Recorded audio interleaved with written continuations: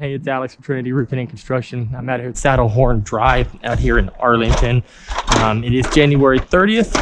It's about 1:30 in the afternoon. And let me show you what I found on my inspection so you can know the exact condition of the roof. So I'm going to go start in the front. I'm going to wrap all the way around and end up over here. What I found on the front slope, the left slope, and some on the right slope, but I'll talk about the back in a second, is that you have a manufacturer's defect that is happening on this 3-tab shingle. And what I mean with that is that, yes, you'll see on this side that there are some evidence of hail damage, but the majority of the damage is going to be a manufacturer defect, which means when they made these shingles in the plant, now the issue is starting to show up, and I'll explain why. So as you can see going through this, as we've walked through the roof, the consistency and the uniform granule loss on all the shingles is exactly in the middle of the shingle, and it's the same throughout. And it's because what happened is something in the manufacturing process had an issue, and now it's starting to show up down the road. You can see it coming all through here, all in here, black spots, stripes, white stripes. Over here, this one's a little higher up, and these are examples of what happens is that something happened with the glue or the adhesion or the tar where the granules aren't sticking on this anymore, and then it makes the tar start to crack, and then you start to get into fiberglass. That's where the damage comes into play. You can see stripes throughout it, all along the field shingles. As we come into this other side, the same thing, uniform granule loss right in the middle, some a little bit bigger, some a little bit smaller, all in the middle though, uniform granule loss.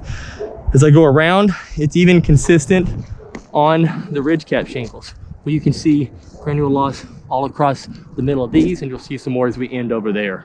As I come through here on this side, this left side, the exact same thing, very prominent black stripe right down the middle. And this is the consistency of it throughout the whole roof. Now, there's a lot of spots over here, streaking going on in the middle, but also you have these areas right here where it's at the very peak, and I believe that's because they were lifting up these shingles, trying to get all the shingles out and the fasteners to get these shingles repaired, because they're stacked on top of each other. That's where this damage came into play, is they folded the shingle up, and then over time wind damaged it. But the middle part of these, that's actually the manufacturer defect, consistency through it all along, and you'll see in the pictures as well, same thing. But here's one thing I do want to show you. As they replaced all these plumbing covers with plastic ones, again, and a couple things. One, over time, these plastic covers, they oxidize and they crack, which is most likely why they replaced them in the first place. They also are not as strong as the fasteners, and you can see that where they nailed this nail, that bottom of it is still exposed, and that's just a hole running down through the decking. So wind-driven rain is gonna make it down this way. But here's my concern. When they replaced this, don't know what they did, whether they forced it or just didn't cut it, because it gives you a guideline, that they cut it to fit the pipe in. One, the water is gonna go right in there every time it rains, but two, they cut another slot and just left it. So the huge hole right there, so every time it rains, water's getting inside the attic over here, guaranteed. But there's a huge hole where the water's going in. All the other ones seem to be okay. And then as I come around the back, not as much of the manufacturer defect. I'm not really seeing any damage. I'm feeling a lot of weak decking though. So that's just something to be aware of. I'm gonna try to get in the attic if I can. Come up here, couple spots where they repaired all the shingles, probably sealed this up, but they're lifting up still along the edge, so rain can get in here. It's not sitting flash and flush. So, and there is hail on these old turbines. You can see there's indentations and evidence of hail. You can see it on this as well.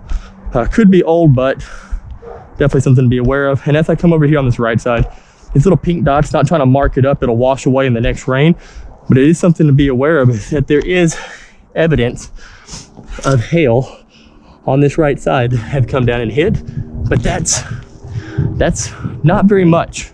I know it's evident on the soft metals, but it still has to damage the shingles to really be considered. The main concern is all the manufacturer defects across the roof, okay? Come down here. There's been 1, 2, maybe an extra bracket, but three different satellite dishes all installed. This one, they just left the holes, okay? And you can see the decking is starting to sag and deteriorate, and there's just holes down there in those as well. They weren't, the sealant is gone in those. So I'm assuming this decking underneath here is pretty bad. It's gonna have to be replaced. So what I'll do is we'll put together a plan of action, how to get this taken care of and get this roof back to a good state. You can see the defects all along these 3 tap shingles, okay? All right, so I'll get this together. We'll get together a plan on how to get this back to right.